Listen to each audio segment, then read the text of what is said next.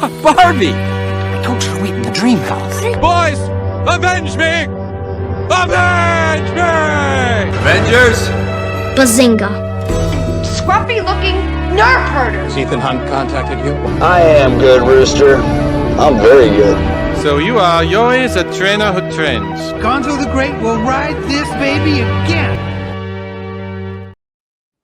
Hello, and welcome to episode 104 of the Real Serious Podcast. We got 3 reviews today and a whole lot of news. We're talking the Bone Temple, the Rip, and people we meet on vacation, and actually a lot of video game news, interestingly enough. Before we get into any of that, what's up, boys? Looking extra cute today. And we'll be talking K-pop Demon Hunters. Oh, yeah. One of us will be talking K-pop Demon Hunters. I will join. Oh, two K-pop. We'll be talking about K-pop Demon Hunters in detail. Yes. Very much so. My mistake. So stick around till the end for that. Yeah. It's gonna get crazy. It's gonna get weird. I'm sure it will. Well, yeah, fellas, well, next week's episode we'll know if the Hoosiers are national champions. Oh yeah, I'm very confident. I'm pretty confident too. The Hoosiers. I feel good. I'm not strong. I'm not daunted at all. I haven't been daunted since the 4th grade. As Henry would say. As Henry Barber would say. I don't know if any of you watched, because no one does, SNL last night, but actually a pretty good episode. Finn Wolfhard hosted. Yeah. It's arguably the funniest episode in multiple years. Who hosted it? Finn Wolfhard from Stranger Things. Oh, yes. From Stranger Things and It. Yes, It. And his indie music career. Whoa, rocking the It sweatshirt. Yes. Felt natural today. Felt right. I saw some of the Stranger Things videos. They were very funny. Like they had Kenan Thompson as 11. Yeah, and they did like a Sex and the City like parody of them in New York a couple years later. That was pretty funny. Yeah, it was funny. Yeah. No, good stuff. But yeah. The Bears play tonight. Charles, as a resident of Chicago, are you bearing down in bear weather? Bearing down, Chicago Bears. The Bears. Good, better, best. Never let it rest. The Bears. Have you guys heard that little slogan? I've seen enough of it. Yeah, I've seen enough of it. Jenna was getting really fired up because when the Bears played the Lions a couple weeks ago, you know how the Bears do this, like that kind of. I've seen that. Yeah. Amon-Ra was doing this. Yeah. And Jenna was getting mad. Well, it's a shame they just can't beat the Lions. You know, Ben Johnson can't get over that hump. That's true, but they are in the playoffs.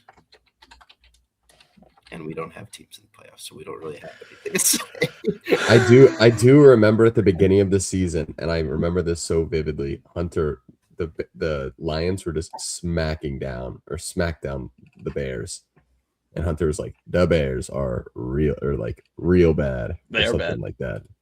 They were bad. First 3 games, they were really no, bad. for sure. They're bad. But I mean, our predictions at the beginning of the season for who was going to the Super Bowl, I had the Ravens. So I think I had the Bills. I had the Packers. Oh, you did have the Packers. I had a future on the Packers, and then some injuries crept in there that did not help me. I had a future on the Colts Packers Super Bowl. At one point, my $1 wager was a cash out at $4. So I could have come away looking. I could have come away with some money. Mm-hmm. Yeah, I could have. Bummer. I was hoping I would have a purchase I made to display to all of you today, but unfortunately it got delayed till come later today. But I did buy the F1 soundtrack on vinyl. So next week I'm gonna go like this. I'm gonna go. I bought the gold version, not the oil version. Nice. Yes. Unfortunately, I could not. God, that is good. Could not get a small loan to get the oil version. I also have something incoming is delayed, but there's a little 2025 Steelbook coming my way. Oh boy, very nice. Very nice. Yep. All right, you want to get into it? Sure. All right. First up, the Bone Temple. 28 years later, 4, I guess. This is the second in the rebooted trilogy. That's also not a reboot. You know, the whole thing. Dr. Kelson finds himself in a shocking new relationship with consequences that could change the world as he knows it, while Spike's encounter with Jimmy Crystal becomes a nightmare he can't escape. Directed by Nina DaCosta, starring Ralph Fiennes. Is that how you pronounce that name? Ray Fiennes, Jack O'Connell. I don't know if that's. Is it not? It's fine. It's fine. Just keep going. It's okay. All right. Jack O'Connell and Cillian Murphy. What the heck? So yeah, the Bone Temple. Wait, so Aaron Taylor Johnson is not in this? He is not in this one. He That's does not such a return. bummer. Unfortunately, he has not come back for this one. It's a really big bummer. Yeah, Jack, do you want to give your thoughts on the Bone Temple? I may tune out. We'll give you a wave back. Okay. Yeah, I mean, as someone who came out of the original 28 years later a little disappointed, I think this hit all the big notes for me. I mean, I wanted more Dr. Kelly. I feel like that's what we got. And Jack O'Connell, I feel like from Sinners from last year, I just immediately captivated by his acting ability, and I think that what he was able to bring to the screen here with Sir Lord Jimmy Crystal was fantastic. It was just such a fun mix of just this evil individual, but at the same time has no idea what he's doing. So I really liked it. I feel like you got to just enjoy time with these characters, and especially me personally, I feel like from 28 years later, I could appreciate Spike and Dr. Kelson a bit more. So I feel like it was 100% necessary. And maybe I go back and check out 28 years later and I like it more on rewatch now. Because I feel like what we got in that movie kind of elevates the Bone Temple. And I just really like Dr. Kelson's character and his arc with Samson and that whole bit. I know I don't want to get into spoilers, but it was quite nice. It was quite wonderful. This movie looks very like aesthetically pleasing too. It's a good looking movie.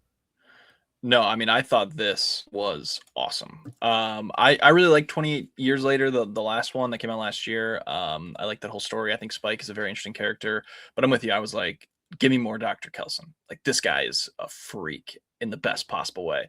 And his like team up with Samson, and as the relationship kind of evolves throughout the movie. And honestly, like, it's a very interesting, I feel like, conversation with Dr. Kelson of just like, when all else fails, he chose a purpose in life. And then his purpose finally became complete.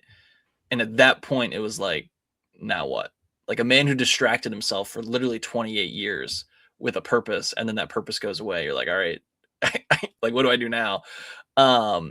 And then kind of on the other side of that, Jack O'Connell as Jimmy, Sir Lord Jimmy Crystal, was great.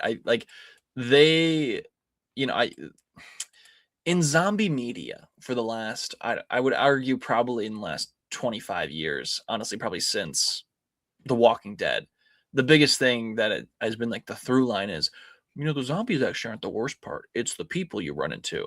And since then, that's kind of been like the mentality of like, actually, we're worse than the zombies themselves. Yeah, if you ran into the Jimmies, this is correct. Those Jimmies are the worst kind of people you could possibly find. Like, they are horrible. And you just wanted nothing good for them to happen. I do think that honestly, the tonal shift from the ending of the last one with meeting the Jimmies to meeting them now works. I didn't feel like that was like jarring or anything. And I still am very interested to see where the story of Spike goes, because obviously the ending, does lead into what is next in the same way the last one did. I do hope we get the next one. This one is a little underperforming at the box office right now, so there's a question mark if we get one more. I do hope that comes to fruition. And I think the biggest thing too is Nina DaCosta kills it here as directing. I mean, this movie is beautiful. It's really well paced. I think the action scenes are really well just like done. And it makes me so angry that the Marvels turned out the way it did, because it's just like, what a waste of a talent that Nita DaCosta is. So I really like this. I give this 4 stars. Obviously number 1 of the year for me so far for 2026. I do feel that this is a very packed year, and I'm worried this will get forgotten about by the time, we talk again in December of 26. But this is, make more of these is kind of my end all be all. This feels like a movie. It looks like a movie. I also think that this has one of the biggest like gasp moments in recent memory, with the train sequence, which we can talk about more in spoilers. Yes. Yeah. But no, overall, this is a complete recommend for me on all levels. You want to get into some spoilers? Yeah, let's hop into spoilers. Please. Would you like me to go? Yeah.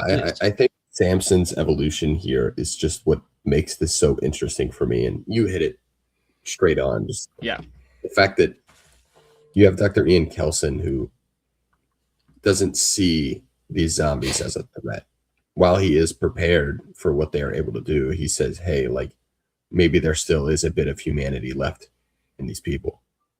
And he sees that with Samson. And I think it's so interesting to see how their relationship kind of evolves to where he kind of starts taking almost the same medicine that he's giving Samson, which is crazy, that he's like over here dancing and he's like high on whatever the medicine was, like dancing with Samson, who is this just beast of a human being. I mean, this guy is massive. And I love that you can kind of see in his eyes as like the infection, the virus like goes away, fades away. And I think that was such an awesome detail that you could just tell from the first time you meet him in this movie that these eyes are they're insanely red, that like veins are just like popping out. And then by the end, it gets to a point where they're just so clear, especially on that train where he's kind of having like flashbacks to a whether that was his experience or a time where things were normal, and his mind is just kind of trying to restructure itself after everything that had happened. But that train sequence was electric. Yeah, I mean, really, so perfectly really well done. I mean, and then he's like, oh, I don't have a ticket. And he like speaks kind of a first real sentence aside from Moon. Yeah. And that scene where he almost kills him, I was like, oh my gosh, like, is Dr. Kelson actually just going to kill him? And then he's like, Moon. No, it was so well done. I mean, I guess there's, questions that come from this of like, obviously Dr. Kelson's no longer here. So at that point, what happens to Samson? Does he revert back to who he was, as the medication wears off? Like, there's a lot of questions with that, but I think it was so well done. And the image of Jimmy being crucified upside down, watching this vision where like the whole time, especially in the beginning, it's what do you see? Like Ralph Fiennes says that repeatedly of like, what do you see? Like, you attack children, like you obviously see something different to make you fear and attack whatever this is. And then Jimmy at the end, obviously seeing something different. Like, I think it was just so as George Lucas, I didn't think of it like that. I like it how it rhymes. Like it was so well done in that perspective. The only thing that made me kind of sad was like I think that like Ralph Fiennes wishes that his skull was somewhere on there. Like he's not going to get the treatment that he did for everybody else. But no, really just well done. And then I mean the ending with Cillian Murphy showing back up, and are we going to help people? Yeah, that's what we do. Like, I think that was really just well done. It sets up what's to come. The music kicking in was just like, here we go. Let's go. Let's do it. I do hope we get another one of these. But like I said, the box office is just not really there right now for this one, unfortunately. So maybe we don't. But I think that for a general audience, this is just a hard sell of a concept. Like, this is not something that it's hard. This is not like a, take your girlfriend to the movies kind of thing, because you want to see it, but like, you bring her along, or like, vice versa. Like, you got to be in on this to like it. And I think that that's maybe part of it. but it's just so interesting around it that I do hope that this ends up doing well enough to get the next one. Yeah. And to me, it's so interesting because 28 years later, it did well at the box office. I mean, it had a great return. People really showed out for it. And I'm just interested where the disconnect is right now. Yeah. For people who, and maybe in my mind, I'm saying, look, I saw the first one. And again, I think a big problem I had with the first one that isn't even a real problem with this movie is the fact that I didn't even know we were getting a second one. So in my mind, I was almost prepared for this movie to be wrapped up in a bow. And to me, it felt like they weren't checking the boxes they needed to. I'm probably going to rewatch the first one and be like, man, that was a great movie. I really liked it. You know? And I think how well it sets the stage for this movie makes it that much better. Yeah. And I don't know. I'm just kind of confused. Like, is it an Aaron Taylor Johnson thing? I'm just trying to think of, what we are missing here in this one.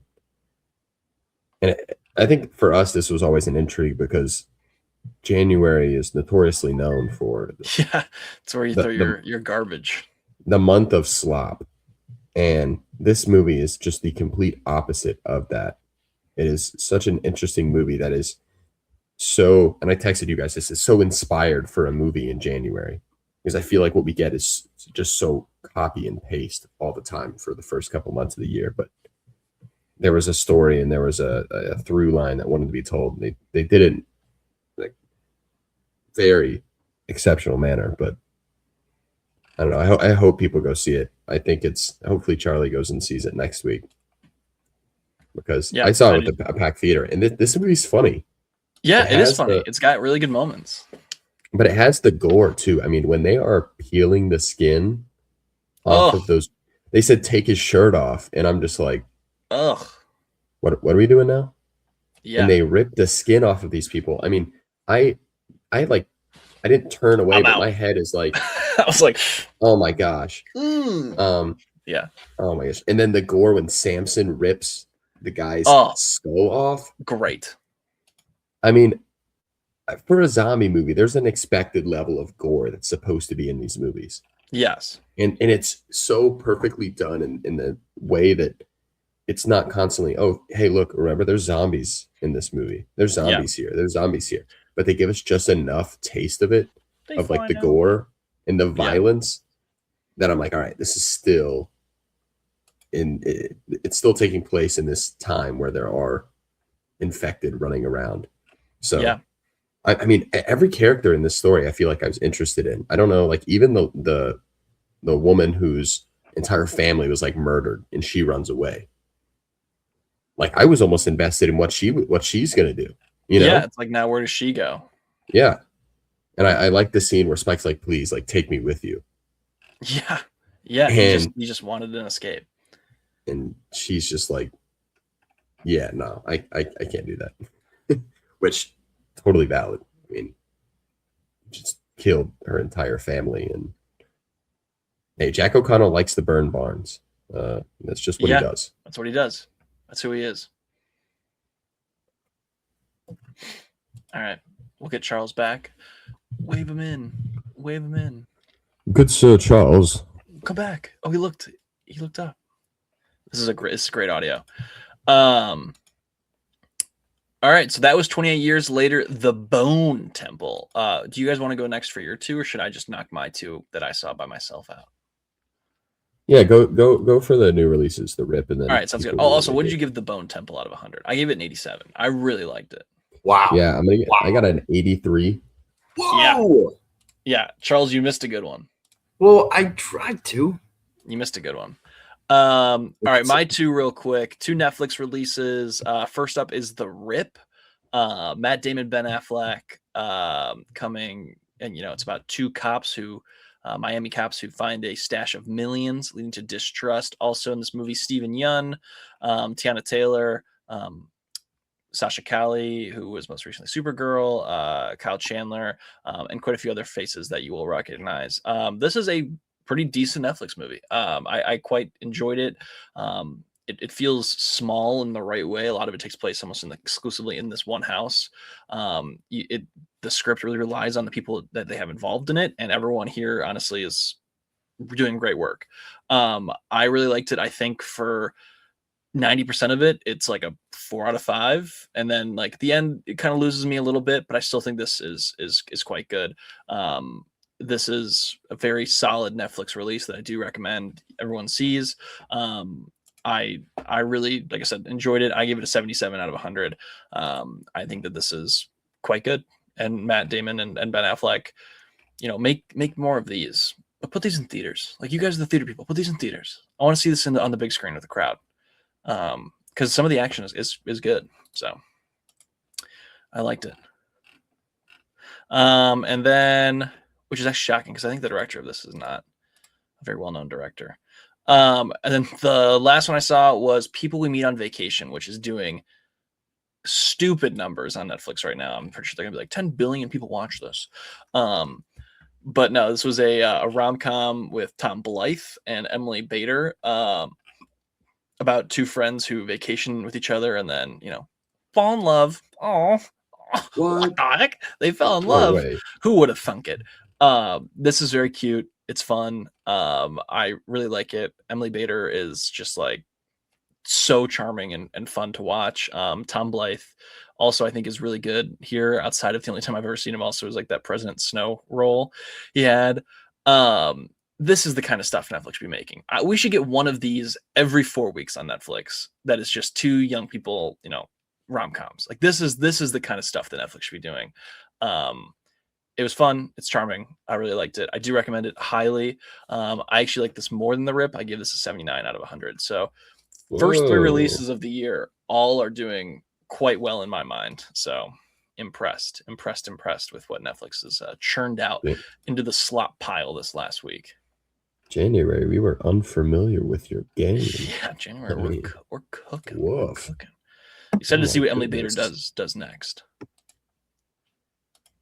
That one's been on the watch list. Caitlin and I we've almost watched it several times. It's good. Man. So excited to finally get to it and see what all the clamor's about. Big recommend from me. But that's all I got. Lovely. Those are my 3. Ooh. Let's hear about the movie you guys liked. K-pop Demon Hunters. Yeah, that one. Yeah, that's stank. Stanky. Holy smokes. Look, Jack, I know you watched it last week. You mentioned it in the last episode, but I don't think you really dove into it. I watched this week because I got home from work one day, and I was kind of just like scrolling through all of my like streaming libraries, and I saw it, and I was like, I feel like this will be making appearances at awards, or like be mentioned at awards. And it got a ton of talk in 2025. I feel like I should watch it. It took me 3 days to watch it. It can't be that bad. Okay, that definitely did not help your experience. Not this. Okay, continue. Sorry. Hour 40 minutes, and it took me 3 days to finish it, just because stuff kept coming up. But from the jump, like 5 minutes in, I was just thinking, I saw the Sony Entertainment or whatever, Sony Animation, and I was like, hold on a minute. You guys worked on this before you did Spider-Verse? Oh, Chuck's angry. That was like the first thought. Like the title, like all the credits are coming in of like who made the movies, and it's Sony. And I was just like angry to start. And then 10 minutes in, I start thinking, I honestly think Sony execs threw into a proprietary movie film related AI, said, all right, given all these things in like society right now and what's popular, make us a movie that will just appeal to the public. Doesn't have to be good. Crazy. Doesn't have to be expensive. But like, what's a movie that's gonna make us all the money? And the AI pumped out an animated K-pop Demon Hunters musical movie. I'm not even gonna say film. I mean, that was my thinking the entire time.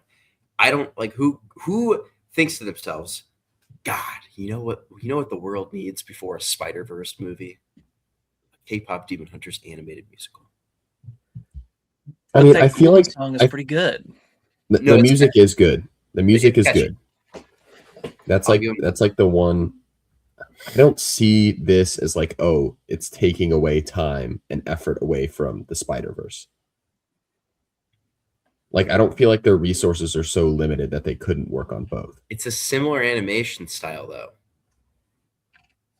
I would like, in my mind, I would like to think that they have more animators than what they were able to put out, if that makes sense. Like, in my mind, I feel like they have enough animators to where they always have people working on projects. For example, like Goat. Like, I don't think Goat is like taking away from Across the Spider-Verse. I don't know, man. Maybe that's a Going personal up, opinion. up to the smile. I know that song. It's a good I also, song. and while the animation I understand can be like similar, I think that the level of animation that's required for Across the Spider-Verse is so Yeah. specific and so detailed that it requires like an own team of those animators. No, I'm just, in my mind, I just don't see the same people who animate. Well, it definitely is the same production company. I don't see it being like the people who animated K-pop Demon Hunters also are going to animate, or not the core group, if that makes sense. that does make sense. I'm But- still but with- bitter. No, with that being said, I did not love this movie. I was heading into it, I was like, you know what, like it's the favorite for animated Best Picture right now, and let's see what all the hype's about. The music was good, and maybe for me it's a cultural thing. Maybe there's a cultural disconnect here, and I'm just not clicking with it. But I don't know. I just couldn't find myself to really care all that much in this See, movie.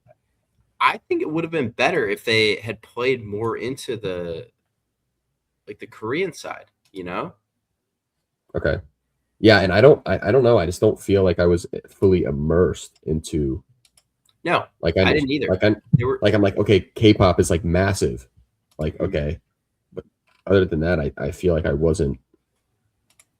Yeah, I mean, I was thinking there are some songs where they put, I think it was Korean, they had Mhm. Korean in it, and I was like, that's good.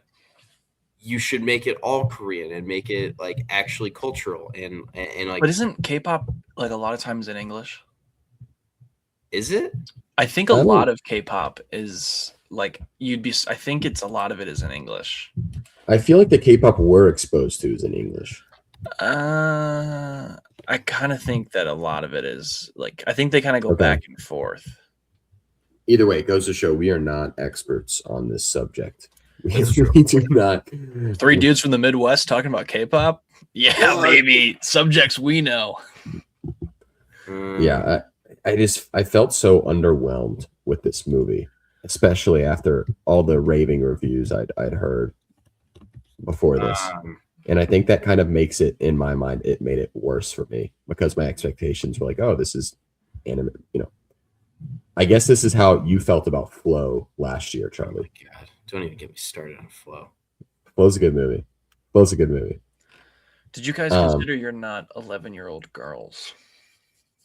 That crossed my mind. Okay. But it makes me upset because if it's going to win Best Picture, wouldn't it, like, okay, the Minions is for 11-year-olds. Like, should that win Best Animated Picture too? The Flow one. I feel like Flow was a good movie. Have you watched Flow? No. Yeah, I'm just Flow's going good. based on our Look, two- look, our the two- Wild Rose. Based on our two reactions. It's not good. The Wild. It's a good movie. It's not good. It's a good movie.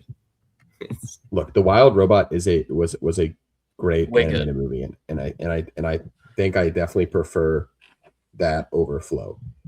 I just looked up one of the most famous K-pop songs. It's mostly in Korean. Not that it's not. I guess it's not. I guess we moved on. But Flow's not good. But yeah, I mean, I don't really know what else would be in the conversation for best animated film. Yeah, Elio is better.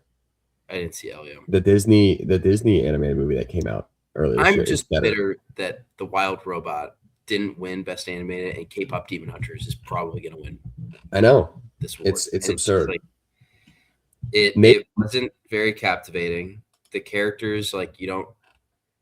There's nothing you like really love about this. The music's great. I will say it. The music's very good, but I don't know. That's kind of it. It's a pretty bland story, and it's just got a bunch of demons and they're killing them. I'm telling you, And then there's a lot Neja 2 is the best animated movie of the year. And I hope that they have a similar come in and sweep and take it from them. I hope that the Academy is just like, oh, Neja 2 rocks, you know? And they just blindside us with a nomination and then they win. You know how awesome? I mean, when I tell you it is one of the most beautifully animated movies I've seen in the past 5 years. I think it totally deserves that. While the story is not like it didn't perfectly click for me, it's a good movie. Okay. But I think we very much established Coming from a ourselves Flow as coming from Flow looks good. Average Flow fan be like. Flow looks like it was animated by Nintendo. In the best way possible. Maybe It Chuck is just such- doesn't like animated movies that don't have Spider-Man in it. Wild Robot. Coco. Finding Nemo. Fair enough. You just named 3 movies with Spider-Man in it. Did you consider that? All right, K-pop Demon Hunters.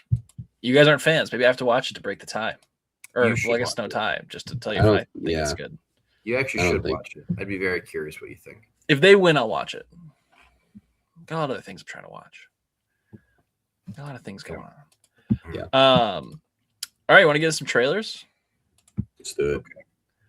All right. Let's do TV first. That makes it a little easier for us to break things down. Ted, season 2. Season 2 of Ted. Who's hyped? This guy. Yeah. You didn't even see season 1. I watched a couple episodes. I think this is one of the better comedies on TV right now is Ted. I think the first season of Ted was quite funny, and now I'm excited for season 2 to come out.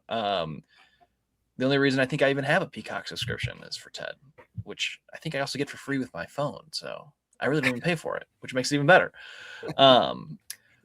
When I was at the Universal Studios in Hollywood, we went on the tour lot, and a lot of the filming locations from Ted season 2 were there, like on the lot, because they filmed a lot. And it's very funny because the tour is obviously showing you where things were filmed, but it also feels like an ad because the lady who's giving the tour is just like, yeah, and we filmed season 2 of Ted right over here, which you can find on Peacock. Be sure to subscribe to Peacock, coming soon. And then we'd go like 4 more minutes down the road, and it was like, and this is the house from Ted season 2. And it's only going to be exclusive on Peacock. So be sure to subscribe to Peacock, coming soon. And like she did that for everything. And it was just like, this is a lot of things happening. But no, I'm excited for Ted season 2. It does. It looks funny. I haven't seen Yeah. the first season. Candidly, I just I've got better things to do. But No, you don't. No, you don't. I think I've said before, it's hard for me to like really get into a TV show unless it like directly appeals to me or it has like a very, very large societal impact. So like Stranger Things, I've been watching since 2016. I'm going to watch that. Severance, everyone and their mothers were talking about Severance. So I was going to watch that. Otherwise, it's kind of just hard for me to get into a TV show. That's fair. Jack, are you gonna watch Ted? I'm not. Sorry. No, you guys are missing out. I've seen a couple episodes and it was funny. I don't really think it's for me. I love Ted 1 and Ted 2 movies. But That's good. Archer, you watched all the episodes, you report back to us. All right, I will report. We're just doing the Star Wars thing again. We're just doing Star Wars all over again. We've done this a lot. Oh, actually, that's part of the news today we have to talk about. We'll get there when we get there. All right. Euphoria season 3, April 12th. Who's in? I'm going to just echo everything that I just said. These people are too talented for this show. yeah. Yeah. It looks like a different show than like what I'm I glad they're understood not in the first 17 seasons. anymore. I think that's good. I thought Charlie- high school. Not anymore. Now they're adults. We've aged up. Charlie, did you watch the first 2 seasons? No. I did not either. So I'm very much aware of the cultural impact that this show has had on people, and I understand that there's just an overflowing amount of stars that are involved in this show. But with that being said, I really do not care at all. I saw Coleman Domingo and I'm like, yes, Coleman Domingo. Oh, I did Then I'm see like, Coleman. I was like- as soon as I saw Coleman Domingo, I was like, oh, Jack's gonna be fired up. Jack. I was like, yo, like I'm glad that Coleman Domingo is employed and probably putting in some great work. But unfortunately, I don't think he's the main character, so I don't really think I'm gonna catch up and watch all 2 seasons. I'm You sure don't think you so? report back on Euphoria as well. All right, I will. Right. I'll report back on that as well. All right, now on to some movies. We got the second trailer for The Bride. That looks pretty good. Looks really good. Yeah, I'm in on this one. Yeah, I hope it actually is good. I'm I don't worried. think know. it'll be as good as Frankenstein. I'm worried this is one of those classic like trailer has aura things, but the movie itself is a little falls short. But I like Jesse I don't Buckley think a it'll be whole as lot. good as Frankenstein. I like Jesse Buckley a whole lot, so hopefully. yeah, I feel And that. Christian Bale. He's pretty good. Our sweet prince Jake Gyllenhaal. Christian Bale is probably the one actor that I would like drop everything I'm doing just to like watch one of his movies and like see what what's up. Yeah, just because I think he has the sauce and everything, and I think Robert Pattinson is starting to come up on that too. Yep. Now you're getting it. Now it's getting through. Yep. Mhm. Robert Pattinson is the guy. Him and his little freaky voices he likes to do. That's where we're at. Anything else on the bride, the titular bride? Nerd. All right. Avengers Doomsday, we got our 4th teaser, which this one had Black Panther in it. It had, who else was in this one? M'Baku was in this one. The Thing was Fantastic in Four. this one. Yeah, the Thing was here. And then Namor, the Submariner. Still looks pretty good. Looks like a Yeah. movie. Well lit, well shot. Excited? Yeah, I think the least excited I've been for probably if I had to rank these, this would be at the bottom of my list. But This should have been the Yeah. second one. I think this should have been teaser number 2. I also think they leaked these on purpose. I don't Big time. I don't think this is just like, oh man, somebody got a hold of it. Oh darn. Like, I don't know. No, it's definitely intentional. Oh yeah. Yeah. So the real question is the Super Bowl. What is that trailer going to look like? Yeah, the Super Bowl is the big question. The Super Bowl is going to have a lot of trailers on it, so that'll be Spider-Man. a big day for us. Some might even say a brand new day. Oh, that's fantastic. Nice. All right. God, No, but it looks good. I think that we'll actually get a full, we'll get a full idea of what it actually is going to end up being very soon, which hopefully is good. I still think the Dune is moving. I really do.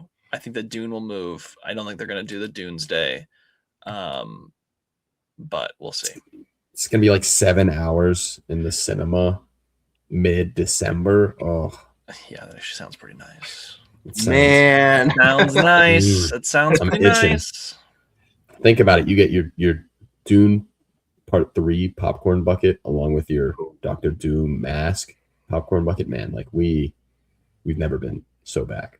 I mean, Eating good. walking out with 2 buckets, dude, you're gonna look like you own the place. Yeah. Yeah. It's a Very Doom mask cup with the that weird box you put your hand in from the first Dune as the bucket. And that's what you're just walking in with. And you just give nods to everyone else that you know is also in there for that same reason. That's the real strat you want to go with.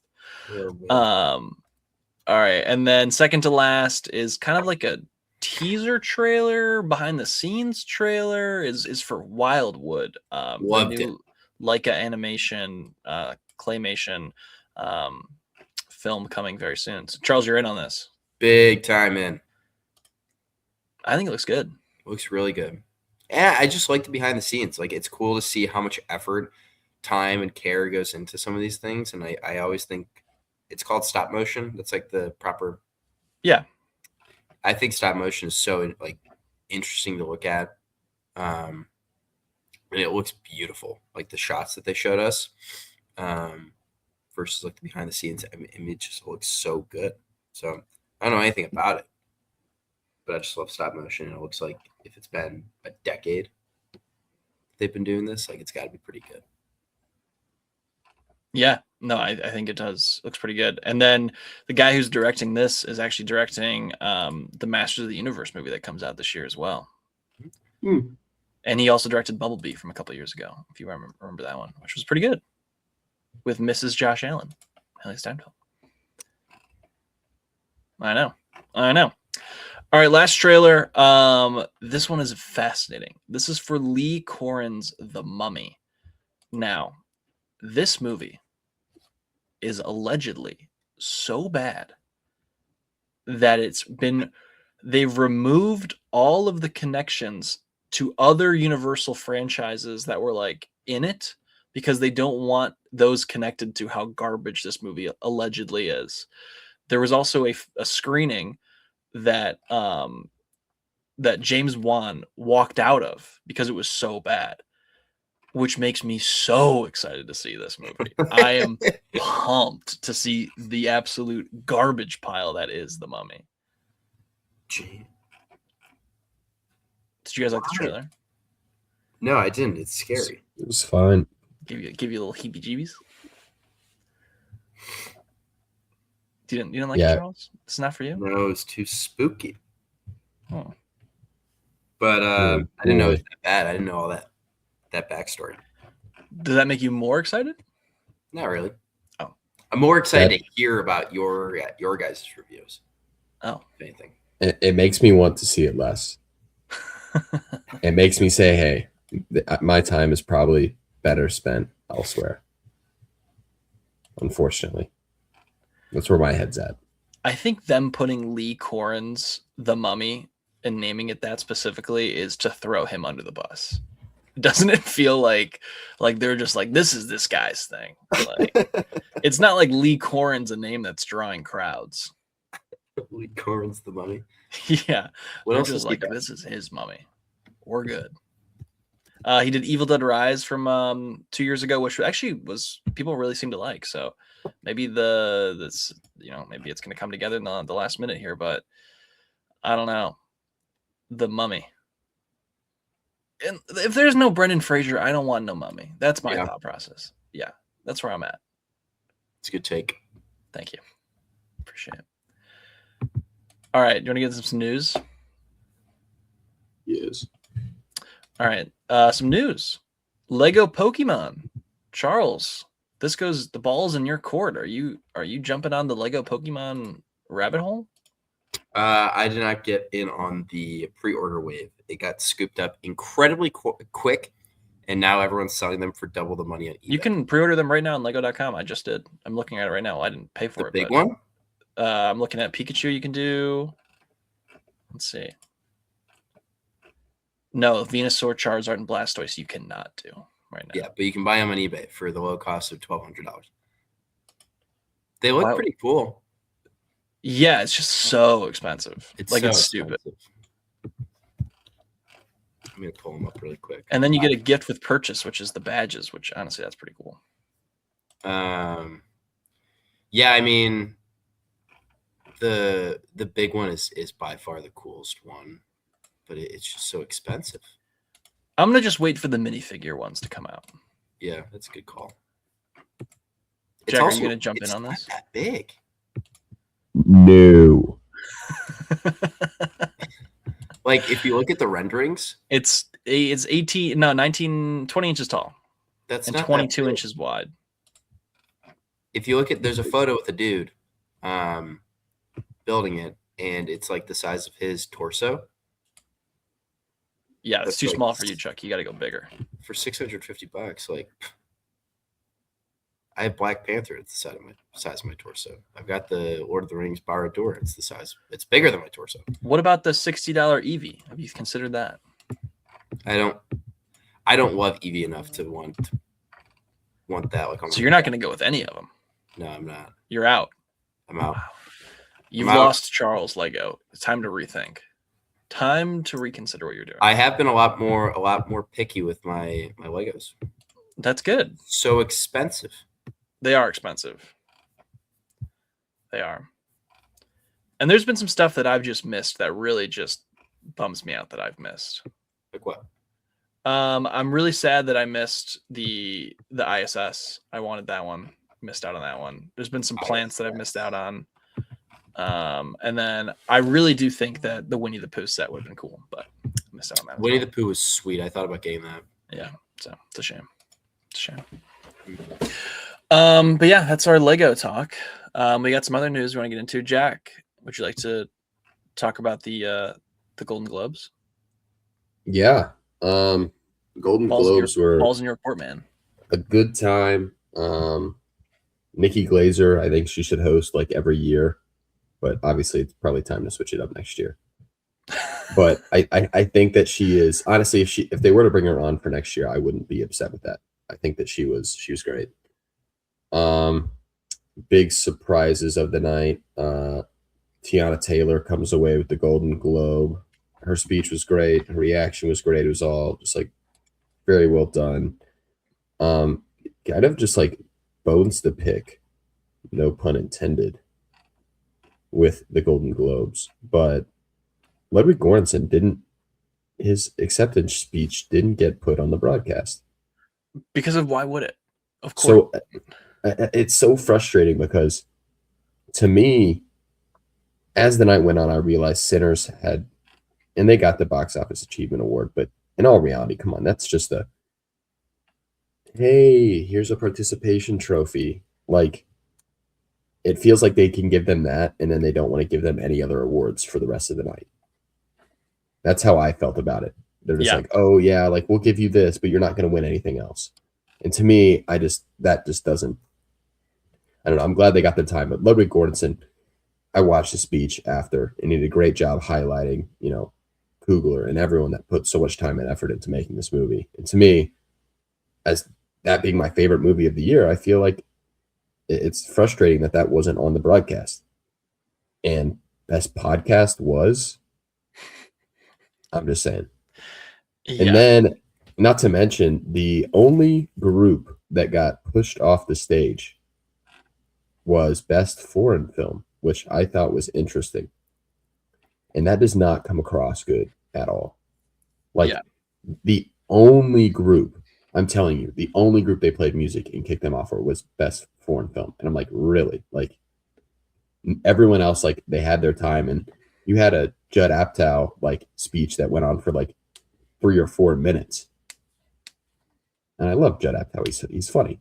But, like, you're not going to give someone else who, like, won an award tonight, like, the appropriate amount of time for them to talk about something they put so much time and effort into, and then you're going to let someone who's not even receiving an award just yap for 4 minutes. I don't know. I don't know. Either way, Jessie Buckley, you can hammer in the Oscar. Timmy, I think it's not quite as locked in as Jessie Buckley, but I think it's close. Yeah. I think it's close. I think like Jessie Buckley is like locked in, and then Timmy's like right here. Not to say that I mean, I think both of them are just gonna run away with it. But Hamnet won best drama picture, and then One Battle After Another won best comedy / musical, which, that being a comedy to me, like, yeah, there's like funny parts, but I feel like more than anything, it's like a drama / like thriller. I tried to tell you guys about Stellan. I told you Stellan was. I saw Stellan. I know, but I tried to tell you he's got the. It's interesting. The road behind him is leading him there. I know. It'll be interesting. Over Sean Penn and Del Toro and Sandler. Yeah, I mean, I haven't seen Sandler, so I really can't speak to it. But from what I've heard, Sandler Sandman is okay. Good. Okay, Sandman's good. Yeah, I mean, it's going to make an interesting Honestly, I don't really know how interesting the awards are going to be because I feel like everybody knows who's going to win, as opposed in past years. It's still kind of up in the air. K-pop Demon Hunter is just going to win Best Animated Picture. K-pop No Demon Hunter is surprise. going to win Best Actor and everything else too. One battle after another is going to win literally every award. It's gonna be the nominated darling. for. Yeah, it's going to get just an insane amount of nominations. So, and Sinners is going to get barely recognized, which really hurts, but I almost come to terms with that. I still think Ryan Coogler will get I think he'll get a nomination. I think Sinners will get lots of nominations, but I think the only one they'll probably win is Score, which they did win at Golden Globes. So Golden Globes it was a good night. I thought the little bits they did, they were funny, but overall, just kind of bummed out. Some of my favorites didn't come away with. Well, I'm happy for One Battle. It's a great movie. I don't know. I was talking with my boss at work about this.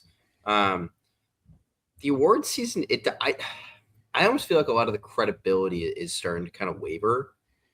We both felt this way because a lot of the films that just like the general public loved more than others, I would say, just don't get a lot of nods when it comes to awards. Like last year, I personally think Dune Part 2 was like the movie of the year, and I think most people thought that, and I think it should have been more awards. And Anora was the Oscar, which is fine, but like, how many people saw Nora and raved about it versus how many people saw Dune Part 2 and raved about it? It feels like the award season, and I think we've talked about it, is sort of kind of switching gears a little bit, just like of the kinds of movies that are praised and are quote unquote like prestigious award worthy movies. And I think, like, to an extent, it's kind of alienating as an audience because it's like you watch all these movies, you love them, but like they don't get the recognition that you think they deserve in other movies that just aren't as like easy to access, and I probably as easy as just to like sit down and enjoy as a general moviegoer. Oh, I'm with you 1,000%. I think part of the issue is, I think it's a couple things. I think number one, adult dramas don't get pushed at the theater as much anymore. I think that is a big part of it. But I also do think that there's a real missing connection of like popular bad kind of a thing. I mean, listen, I'll read you right now. This is the 90s run of Best Picture winners: Dances with Wolves, Silence of the Lambs, Unforgiven, Schindler's List, Forrest Gump, Braveheart, The English Patient, Titanic, Shakespeare in Love, American Beauty, and Gladiator. Those are all extremely popular movies. Now you look back at let's just go with the last 5 years, right? So this most recent was Anora. Those are also films. Sorry to cut you off. Yeah. If you ask someone what's your favorite movie, you're going to get Silence of the Lambs. You're going to get Gladiator. Yeah. Like people, those are like best pictures, best movies of the year for a reason. Yes. Those are people's favorites. Like Lord of the Rings. Those won best pictures because like there are people, including me, that are like, what's your favorite movie? Oh, Lord of the Rings.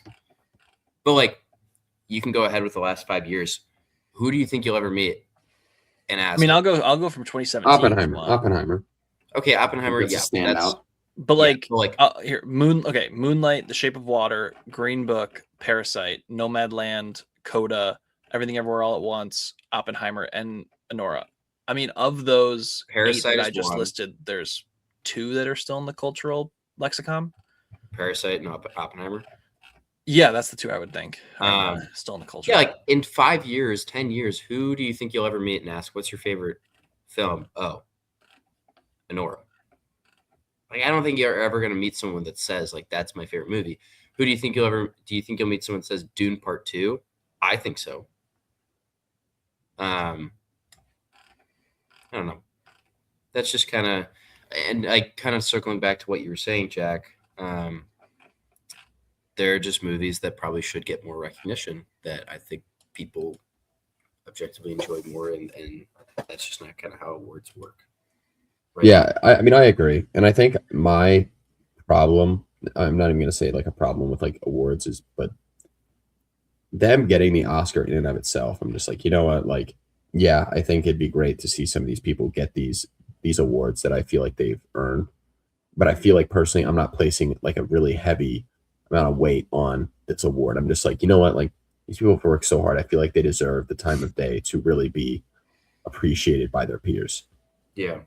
That's kind of where I'm at. And I don't know. I mean, again, I still watch these shows. I still give them meaning. I think everyone that watches these still, you know, the Oscars are the award show. So I think it'll just be interesting to see. And again, one battle after another winning this year. I had it at my number 2 of the year. So no, I don't think that I think is a better example of doing well.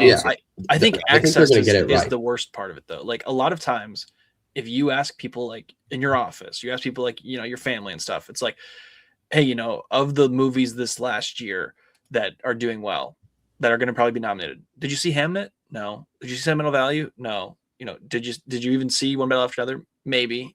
Have you heard of Marty Supreme? Yeah, like maybe I've heard of that one. Like you have these movies that just objectively are either hard to access for most people, or they're just, you just can't watch them. And then the popular ones people seem to like are, let's just be honest, looked down upon by the upper echelon of people who vote for these things. Like, you know, as much as I like, as obviously I love F1, but like, I feel like things like that get looked down upon by the voting groups. Like, should that be nominated for Best Picture? Probably not. But there are things that are in that realm that I think get ignored repeatedly. That I think if you just put one of them or two of them in there, not saying they have to win, but one of them or two of them in there, so at least it's someone like you're involved in the process, I think is just, you know, there's something that I think needs to be a part of that. To be fair, I mean, Wicked got a nom for, I mean, they did give them a nomination for Best Picture last year. Yeah, and I mean, that was a huge moment at the Oscars of like them singing together. It was a whole, you know, thing. And I'm sure they're going to try to recreate it this year with K-pop Demon Hunters, of like having all three of them come out, sing Golden. They'll do the whole, you know, the whole thing. But I do think that there's a real lack of, you know, let's just call it regular people movies that get recognized. Fair enough. Yeah. But yeah. All right. Next up is a couple just quick things. God of War. They found their Kratos. Ryan Hurst is going to be Kratos for the Amazon God of War series. He's probably best known for Son of Anarchy and what's his name from Remember the Titans? Just remember what was his name in Remember the Titans? Do you guys remember he was the I don't. He was like the guy who got in the car accident. Remember the Titans? Oh, really? Oh, that's him? Yeah. Oh, I didn't notice him with the massive beard. Yeah, with the big beard. Wow. Yeah, no, that's him. That's insane. So he'll be Kratos and Remember the Titans, and then we got our first look at Sophie Turner as Laura Croft in the upcoming Tomb Raider show, and she looks exactly like Laura Croft. So shout out, good job, guys, you did it. Yeah. If I were to close my eyes and imagine what Laura Croft looked like, it's that. So we did it. We did, everybody. Anything either of those two you guys are pumped about or no? No. All right, sounds good. Well, the TV shows, so obviously I have to watch them and report back to the crowd. Mamma Mia 3. Mamma Mia 3 is confirmed, and Amanda Seyfried let it slip that Paul Feig is going to direct Mamma Mia 3. Oh, no. No. Say it ain't so. Let's see. I like Paul Feig. I do. I just don't think that he's... Just bring back the people from Mamma Mia 2. Just make them do it again. Mamma Mia 2 is so good. Maybe they're Here we go again. Like, yeah. Like, I like The Housemaid, but Another Simple Favor was Garbo. The Last Christmas was fine, but nothing. Bridesmaids is like peak, though. Bridesmaids, yeah. Yeah, but now we're talking about something from 15 years ago. No, I agree. He'll recreate the sauce. Just because the sauce is lost. He is directing The Housemaid's Secret, which is The Housemaid's 2. So, you know, maybe he'll have a shot here. I mean, realistically, this is the slop, and we're eating it up. I mean, how they're going to continue this story, I don't know, but Time travel. we're gonna be there. We're gonna be sat. Yeah. I think time travel should be a part of it. And then they all go back to, and all of the cast meets each other and share returns one more How time. old is Meryl Streep now? Old. Oh, she's 76. She's not that old. Not that old. So yeah, that is happening. Get ready, folks. I'm gonna be insufferable about it. Next up is The Great Beyond. J.J. Abrams writing and directing, coming out November 13th, 2026, starring Emma McKay. Not Ella McKay, but played Ella McKay, Emma McKay. Glenn Powell, Jenna Ortega, Samuel L. Jackson. This is J.J. Abrams' first thing, I believe. Is it Emma Mackey? Yeah. Okay. What did I say? Nothing. This will be his first directing. What did I say? You said Emma McKay. Yeah. I know I said Emma Mackey. Mackey, not to be confused with Ella McKay. You 'cause said she Emma played- McKay. I got tongue twisted on my own tongue twister. It's okay. It happens. Next, you won't make that mistake again. No, I won't. But this will be J.J. Abrams' first directing since The Rise of Skywalker. Somehow, Glenn Powell J.J. Abrams returned. Yeah. But we're getting a big action movie with Glenn Powell again, Samuel L. Jackson. So We'll be there. we'll be sad. Glenn Powell. Yeah. Yeah, I think yeah. I think I'll be there. I think I'll be there. All right. So We're at that's coming out November too. Yeah, so maybe we'll get a Super Bowl trailer for that one as well. Lovely. I believe that's a Universal joint. All right, and last two pieces of news. One is Kathleen Kennedy is stepping down as the head of Lucasfilm. So she will no longer be the head of Lucasfilm going forward. I never saw that coming. I know. Who would have thunk it? So new folks are taking over for Kathleen Kennedy. Thank you, Kathleen Kennedy, for your time at Lucasfilm. Anything from her? Any last well wishes you want to give her on the way out? Thanks for the memes. Yeah, appreciate it. Well, hey, we'll always have Grogu. We'll Hey, always have Grogu. Change is exciting, but it's also scary. Yeah. So I'm not- Listen, we'll always have the Super Bowl trailer for The Force Awakens. That was a beautiful moment. I think we can all agree. I mean, I think the highs and the lows that Star Wars has had over the past couple of years, there's been some solid highs, but Yeah. again, not enough to keep us as avid Star Wars fans. Yes. But the changeover, it could be very interesting. And I'm just obviously you always want things to get better, but could they get worse? We'll know in a few weeks because we're only a month and a half or 2 months away from Mando and Grogu. That's like really soon, isn't it? And I think we're all kind of out on that, right? I mean, Well, I don't obviously think we're any gonna of go us see are. it. Yeah, we're gonna go see it, but I don't think any of us are like, Star Wars: The Mandalorian and Grogu coming to theaters, yeah. 2026, May 22nd. How long until May 22nd? We're 120 days away, guys. Wow. That's a blink. Wow. That's a I blink. can wait. I can wait. I'm good. All right, and the last piece of news is maybe the most interesting that we've had in years. And that is Netflix is committing to a 45-day window. Ted Sarandos has came out and said Netflix is going to commit to a 45-day window release when they do acquire Warner Brothers, because he is now saying that when we join the theatrical business, we want to win the theatrical business. I want to win the box office. I'm not here to lose. So there's a non-zero chance that the three ghosts visited Ted Sarandos at night and told him, you have to put things in theaters. And if I had to guess, those ghosts somehow, Tom Cruise made those ghosts appear. I don't know how, but he did. Yeah. So don't worry, guys. We're still getting our 45-day windows. Hooray! Do you think like Alfred Hitchcock like just showed up in his dreams? He's like, hey, hey, buddy. With the upwards camera shot. Yeah. Hey, pal. It's time to let things sit in theaters. maybe I mean, David this is Lynch- great. Like David Lynch came by too. Yeah. David Lynch is just like, listen, pal, this is how you got to do it. You can't screw this up for me, buddy. Kubrick sitting in the background, just like, you got to have it there.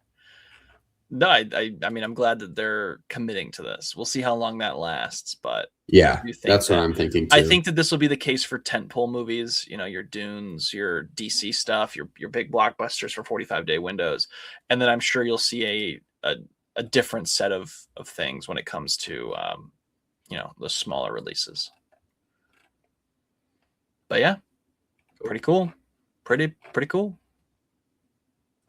And that's it. That's all we got. Anything else from the fellas? Anything cool? Do you guys want to talk about what you watched this week, or Yeah. don't have to? But No, we I don't can't. Charles, did you watch anything fun this week? I've just got K-pop. Oh, what a week for you! It Then took me such a really- depressing list. Yeah, it stunk. Maybe you should watch Flow, and it'll get you out of your funk. your funk, yeah. Fellas, Flow. if I watched Flow after watching K-pop Demon Hunters, I don't know if I'd ever watch another movie again. I think I would just be completely put off. I'm out. I'm out on the medium. Not Hey. for me anymore. You better Made a pray good I don't thing get you for Secret Santa again next year, buddy. 4K. 4K Flow Criterion Collection is right on your doorstep. Threw the buddy in there too. Goodness. I mean, I only watched two other things outside of what I already talked about. I watched Red Dawn from 1984. I really like this movie. I gave it 4 stars. I think it's really just perfect 80s Red Scare cheese in the best possible way. If you guys haven't seen Red Dawn, I really do recommend it. It's like the most quintessential. Like if you could distill 80s in like a drop, it's this. And then I watched Plus One from 2019, which is another rom-com starring Jack Quaid and Maya Erskine, which was pretty good. Nothing crazy special, but it's on Hulu if you're bored and you want to watch something. It's about 2 friends who go to weddings over the summer as each other's plus one. Spoiler alert, I think they might get together at the end, those crazy kids. So yeah. That's all I got this week. Oh, and I've been watching the X-Files. I like episode every couple days. It's pretty good. I like it. Cool. Lovely. I watched the Brett Goldstein stand-up special. It was funny. I mean, I wasn't over the top about it, but I like Brett Goldstein. He was funny. So excited for Shrinking to come out. The Apple TV show comes out later this month. Pretty pumped for that. Then I watched Is This Thing On? It was great. You did? I liked it. I did. Nice. Yeah, it was fun. Can I ask you? Yeah. I've heard there's a wild cameo in there. Yes. Yes. Yes. Who it is, Hunter? Charles, are you aware of this? Can I say You got to it? spoil it. Okay. So you're just going along with Is This Thing On? And there's a are you listening, Charlie? Oh, I didn't know if you were hopping off or not. But No, yeah, I'm listening. there's a point in the movie where I mean this couple, I mean this married couple is obviously splitting, and kind of during their time away, they're like, oh, hey, we're gonna see different people, you know, and Laura Dern's character goes on a date, and you hear about this guy, and you're like, oh, like he's married, but like he's this handsome man, he's this big handsome man. She shows up to dinner. It's Peyton Manning. Peyton Manning. No Dude, way. I had no idea. And honestly, look, while it is Peyton Manning, and it kind of took me out for a second, I didn't think he was bad.